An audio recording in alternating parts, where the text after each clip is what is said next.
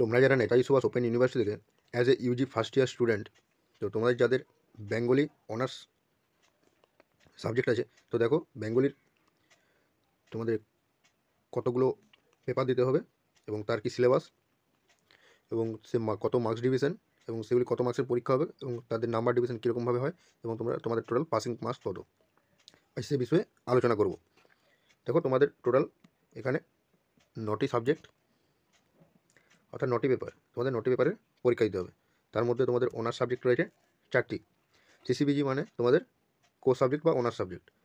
Honours paper দেখো 1, 2, 3, 4 এই 4টি পেপার আছে। তার সঙ্গে বিজি, এইজি যেগুলো সেগুলো হলো কম্পালসারি পেপার, বেঙ্গলি, ইংলিশ এবং এনভায়রনমেন্টাল স্টাডিজ।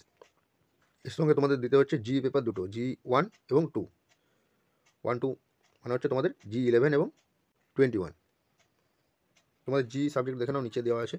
তো তোমরা কোন সাবজেক্ট চুজ করেছিলে সেই মতো তোমাদের পরীক্ষা হবে। তো সেম 1, G11 তোমাদের যদি হিস্ট্রি চুজ করো তাহলে হিস্ট্রি, পলিটিক্যাল সায়েন্স এবং ইংলিশ, যেটা তোমরা চুজ করেছিলে।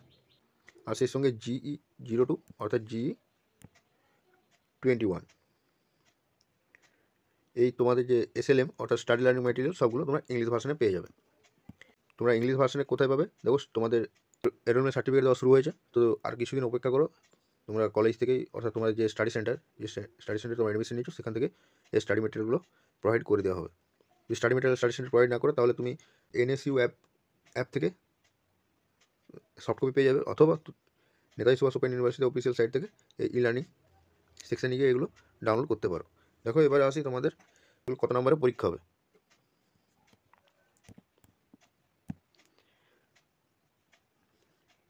দেখো রিটেন প্রত্যেক পেপার 50 মার্কসের পরীক্ষা হবে এবং তোমাদের যে অ্যাসাইনমেন্ট হবে 20 নাম্বার করে।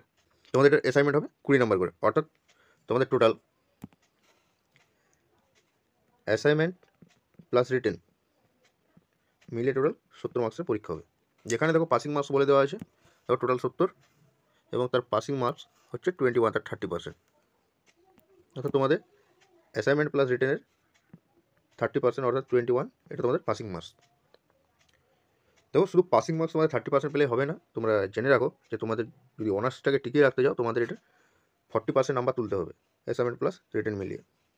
অর্থাৎ 70-এর তোমাদের 40% 28, টোটাল 28 নাম্বার, 70 28 নাম্বার পেলে তুমি তোমার অনার্সটাকে টিকিয়ে রাখতে পারবে।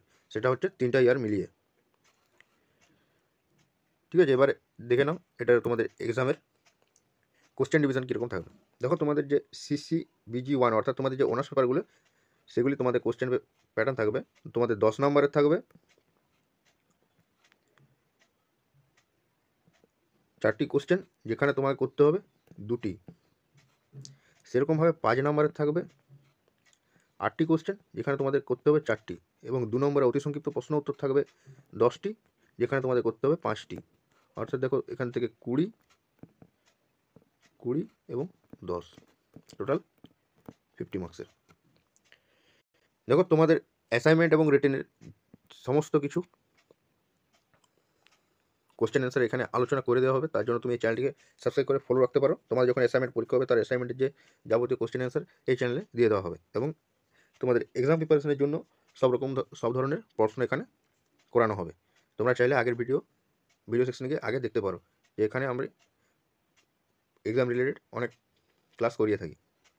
এবার আসি দেখো তোমাদের G12, তো যদি তুমি সাবজেক্ট 11 অর্থাৎ 21 যদি ইংলিশ নিয়ে থাকো, তবে এখানে তোমাদের ওই বাংলার মতো সেম প্রসেস থাকবে। 10 নম্বরে 10 নম্বরে করতে হবে 2টি, 5 নম্বরে 4টি এবং 2 নম্বরে 5টি। সেক্ষেত্রে এখানে 50 মার্কস। এবার তুমি যদি GE11 বা 21 তুমি যদি হিস্ট্রি নিয়ে থাকো, তাহলে তোমাদের এখানে করতে হচ্ছে 10 নম্বরের 2টি কোশ্চেন এবং 6 নম্বরের